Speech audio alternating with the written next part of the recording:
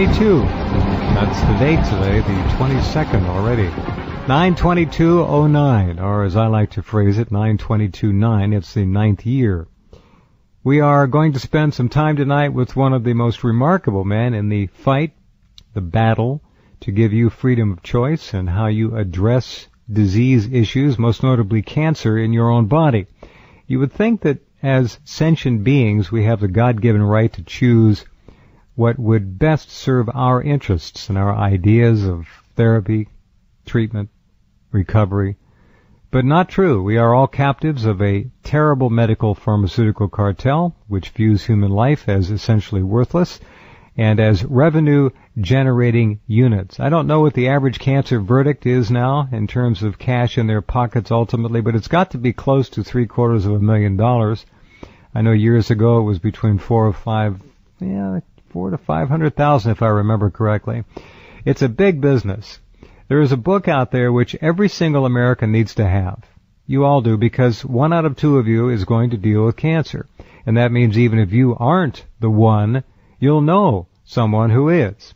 And you will be able to hand them in a book and sit down and discuss with them the choices that medical science will deny you. Point of fact, some of the people who have created the alternative therapies, which really ought to be mainstream, have, of course, been persecuted to death, been imprisoned, had their lives destroyed, and so on. The book is called Cancer, Step Outside the Box. Ty Bollinger is the author, and Ty is with us tonight. Are you there, Ty? There he is. You there? Yeah, I'm here, man. I apologize. I lost power right as I was about to get on here, and being that I'm talking to you through an internet phone, that pretty much takes care of my phone line. Never use internet phone for radio programs. That's rule number 1. It is seriously, it's the worst. It's unpredictable. There are too many hoops for that sound to go through, and so we get echoes, we get all kinds of things. Fortunately, you sound fairly good. Well, thanks. Yeah, it was just an unexpected hoop, but next time I'll be sure and get a landline. I have never had a problem with this up till today, of course, and it kind of reminded me of the first time I was going to come on your show a few months back, and that night you guys had a lightning strike. It's almost like the powers that be don't want us to communicate here. Well, don't worry about it. The point is, cancer continues to move into the communities of this country and around the world with more aggression all the time. I did read the review by Dr. Rashid Buttar, and told the folks about the book. How many family members did you lose, Ty? Well, I've lost my mother, my father, both grandfathers, grandmother, an uncle, and a cousin, which I would consider sort of direct family members, but there's lots of other distant family members that have died as well. I mean, sure. I don't think actually that I'm an odd case. Believe it or not, I think this is sadly getting more and more normal as the cancer epidemic progresses. It is. You're absolutely correct. I'm sure a lot of people listening are saying amen to that. It's a plague that really, well, if you go back, let's just take one person, Royal Raymond Rife, who cured cancer, who established without any question of a doubt that cancer, in most cases, in fact back then in all cases that he studied, is caused by a bacterium, which will take different forms depending upon the state of health of the body that it is in. The cancer bacterium can look like a mold, a yeast, a fungus, a bacteria, a small bacteria, a virus, and several stages that are so small you can't even see them with even Royal Rife's microscope. So we did have a cure for cancer in the 1930s. Complete, total, absolute. There's no question about it. And there is a documentary, The Royal Rife Story, at Rense.com, which I would urge anyone who has any interest in learning about cancer to get that documentary. It is stunningly well produced. The images, the sound. You hear Dr. Rife's own voice throughout it. It's a remarkable achievement.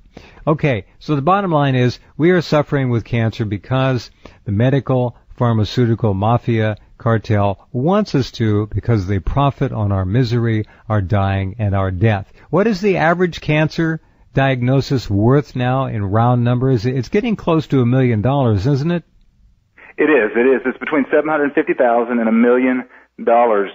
That cancer patient is a revenue stream to the medical mafia, and over the course of all the treatments, the chemo, the surgeries, the radiation, that cancer patient can be expected to bring in between $750,000 and $1 million now, into their pockets. I met a young man several months ago now who came up to me about 6 weeks later after I had known him and emailed me and said that he had been having headaches and went to the doctors and they did an MRI and they found a tumor right behind his ear. I said, and that's the same ear you hold your cell phone up to, isn't it? Oh, you know what? If you tell 99% of the people out there that still, they'll say that you're just a conspiracy kook or a quack. But you know what? There is so much documented evidence that cell phone radiation causes brain tumors. It's unbelievable. Sure. That is absolutely what's going on. I never use a cell phone anymore. Well, he threw his away, but a little late. They actually operated on the poor kid. The cancerous tumor, it was cancerous, was involved with his optic nerve. They couldn't take it all out. So they got as much as they could. And then I emailed him a wheelbarrow full of information. Gave him the documentary on Rife and so forth. And his response was, because he has been brought up in this culture, if you can call it that, well, I'm going to let the doctors go ahead and do what they're going to do, and then after they're done with their chemotherapy and radiation, I'll take a look at these other things.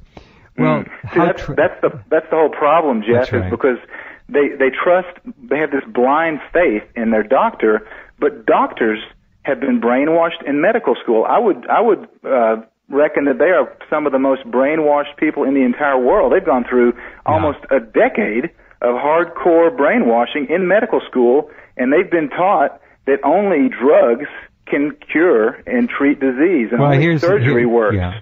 Here's the kicker. Over 80% of doctors will refuse chemotherapy and radiation. Well over 50% of, I got it backwards. It's over 50% of doctors will refuse chemotherapy and radiation, and over 80% of oncologists will refuse chemotherapy and radiation. 80%. Yeah, absolutely. Last time when we talked a couple months ago, we talked about that study. It was a study up in Canada, and actually, since we talked, I've had a lady in Israel has emailed me the actual statistics, and believe it or not, the percentage of oncologists in that study that would refuse chemotherapy is actually 91%. Wow. All right. Would you please email me that study? I will. I will post it. See, folks, we don't have to belabor the point. They know. It's the same thing with the swine flu vaccine. The people that make it won't have anything to do with it. They know. And the flu mist vaccine, look at Rense.com. Look at the flu featured story box. The flu mist vaccine contains not killed virus, live virus. It's attenuated. It's weakened. Yes. But how weakened is it? And how, if someone's immune system is degraded, is a weakened virus plenty? You're damn right it is. And so even when these people get a weakened, attenuated viral vaccine, they begin to actually shed viruses for about 2-3 weeks. So they're dumping it. I mean, it's all insane. But it's not done randomly. That's the real insane part about it. It's a completely contrived conspiracy of death, dying, suffering, and profit. It absolutely is. It's about population reduction, and it's about profit in the pockets of the medical mafia. Absolutely is. You're completely right. We have, just as the American economic system, the Federal Reserve, the banking industry, Wall Street, is the province of Zionist Jewish Americans and Zionist Jewish Israeli citizens, because most of them have dual citizenship. This is a fact. It has nothing to do with discrimination or condemning one group over another. It is a fact. Look at the names, do the research.